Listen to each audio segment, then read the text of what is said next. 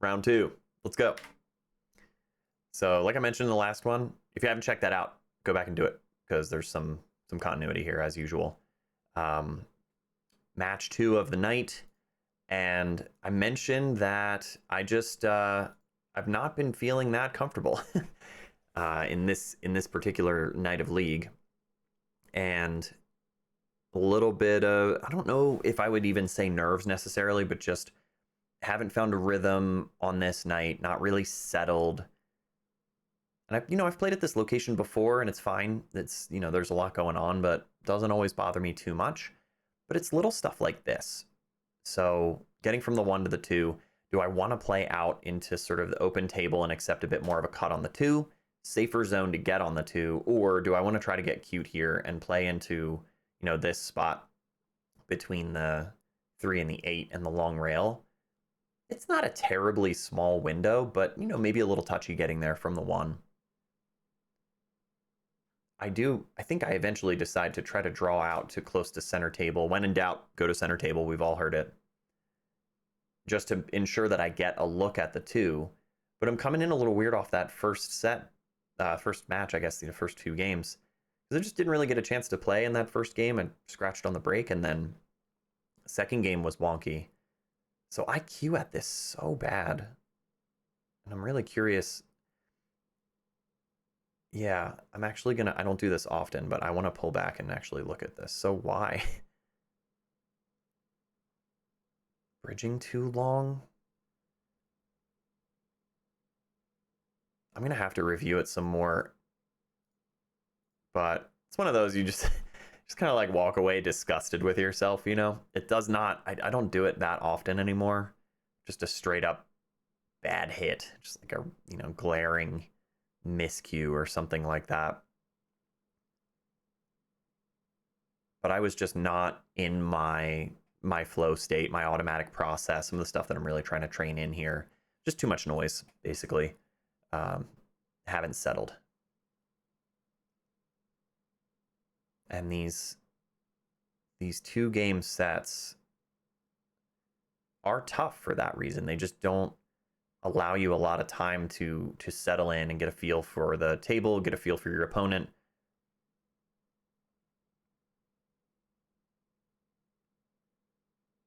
Thankfully, table gets turned back over pretty quickly. I didn't leave Alan much to do with the 1 ball. It makes a good effort, honestly, to go cross corner there. So the consideration is bank it back, cross side, and basically drift through this 1 ball to play to the backside of the 3. The speed control's touchy because you have to account for tightening up the 1 and playing into this zone. And I still don't have a ton of experience with playing speed control type shape off of bank shots. It's on my list, but kind of low on my list, I'll say. And in this case, this is very jumpable, but I think also sort of symptomatic of just the issues that I was having during this night of league last night, like I mentioned. Just not feeling settled, just not kind of flowing, not feeling real confident yet. This would normally be very hittable for me, even though it's pretty deep into the table, a little bit of a stretch. But 4 out of 5, I hit this. Stretch is awkward though. I think I could have gotten closer to the cue ball. Yeah. Came off the 3 and bobbled off the rail and jumped into the pocket, so just all sorts of silly stuff.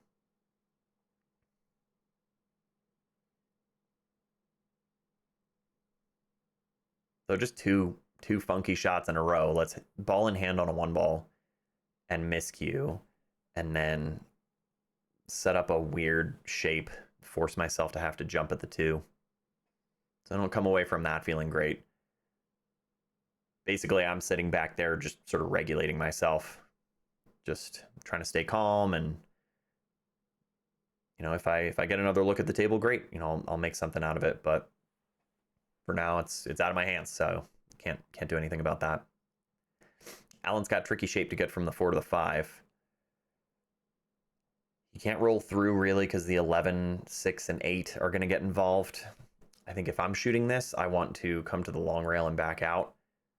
Draw stroke sort of low outside. He's kind of, maybe he's queuing. Yeah, he's queuing slightly low. He hit it okay. His aim was pretty good on the 4, but maybe let up on the draw stroke a little bit.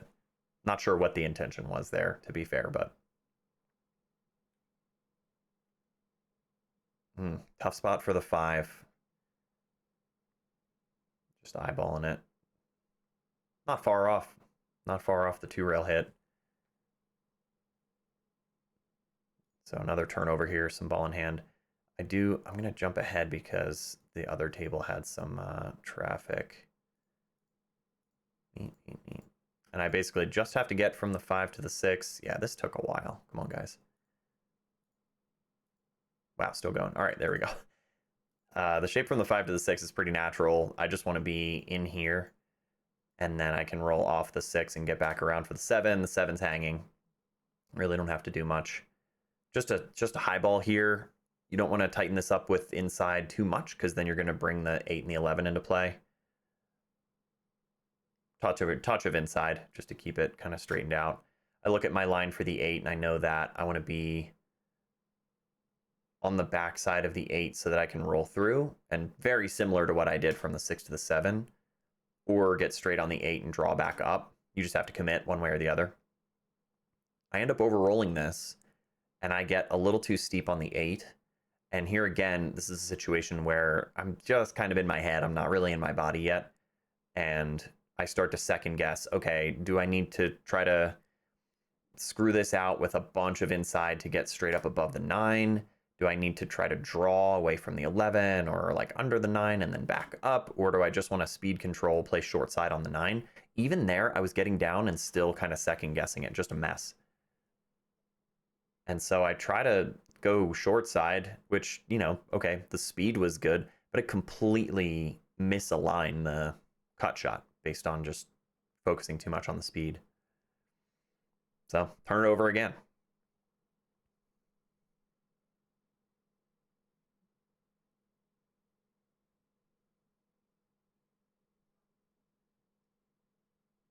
Thankfully not leaving Alan with tons of great options.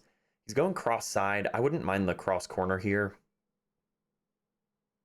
As long as the scratch isn't on, you send the 8 back down. Ooh, he got really close on that. And he's catching a roll.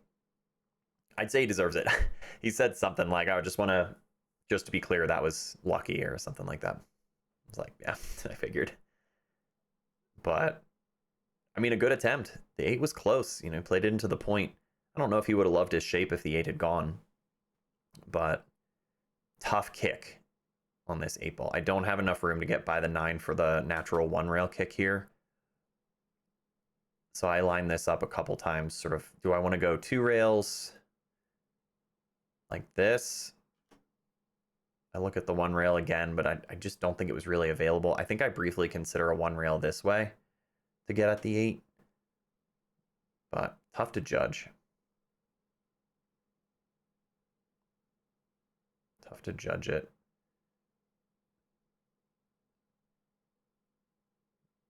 Yeah.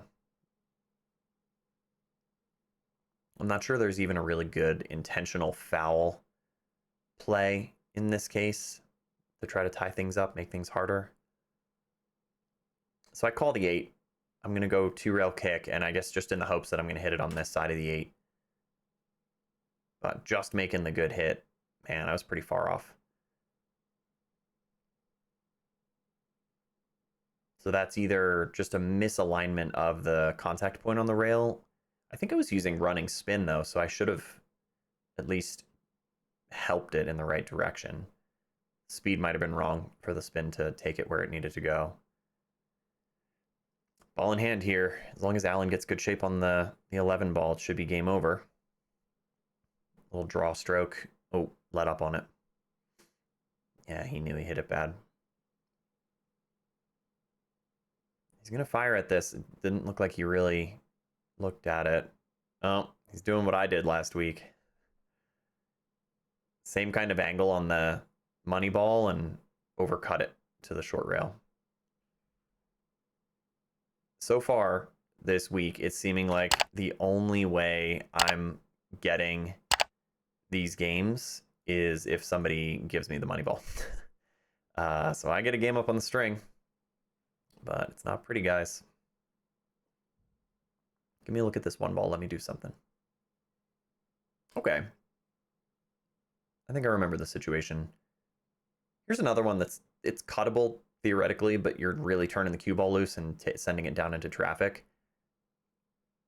I end up going for the bank shot because I know I'm going to send the cue ball down table, and it's either going to roll free into this, into this zone, or it's going to run into something and I'll still end up with a look or a jump at the 2. This bank plays pretty natural for me. High right to encourage the ball to the left. Good speed. We're getting down table. Nudge off the 10 and right into the pocket. At this point, Alan said something like, I have never seen you scratch this much. I was like, dude, I don't know what to tell you. It's a weird night. Yeah, that was the little interaction there. It's a good sport. So I don't know. What can you do? I felt like I played it pretty well. I don't know how to account for that specific angle off the bank shot to make sure that I don't come off the 10 and scratch. But thankfully, turnover right away. So we're back at the table, and not a great look at the 2, but at least something that takes us towards the 3. Low outside, so low left here. I gotta, shake this out. Get into your body. Drawing off this, low outside. It's going to take you to this rail, up and back. Spin's going to curve it. That's okay. Speed's a little weird, but you kind of have to hit it at that pace. Thin on the 3, but if I go high left, we're going to come into the short rail and back up and out. I should have a good look at the 4 after that.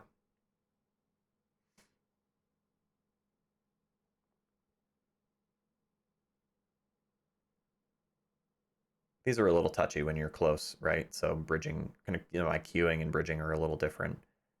Ended up coming off the 4. I didn't really want to make it, but luckily the 6 is in a good enough position. So catch a roll, basically. In this situation, you could try to slow roll it, end up on the 7 in here, or you, obviously cutting the 6 on the side, you're going to come down and get back up above the 7. I like that because the window's a little bigger.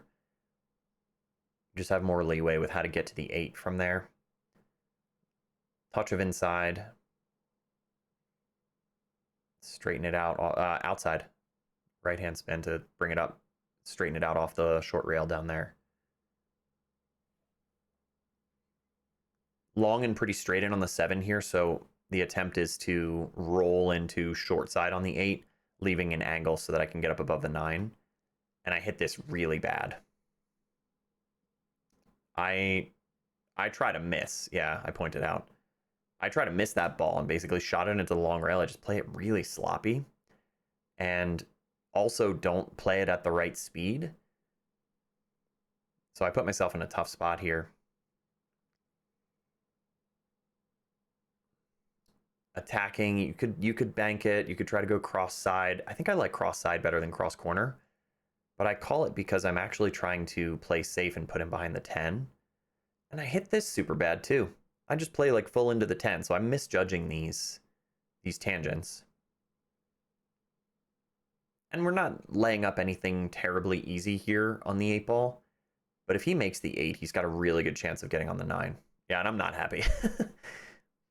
I'm in his sight line, so I'm going to get out of the way.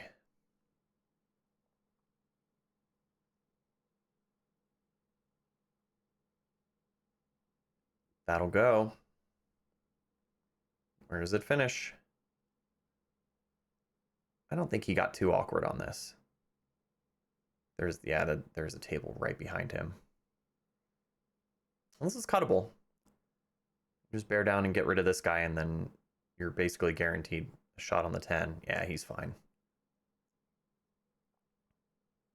So botched position from the 7 to the 8, and you leave your opponent an out. Nice. Alan closes it out. So we have to split that one too. It's 2 splits for the night, compared to my previous record where I've got weeks where I'm washing them out. I'm getting 6, or I'm getting, usually it's like 4 or 5 wins per night out of 6 matches. I'm two wins now, 2 wins and 2 losses for the night.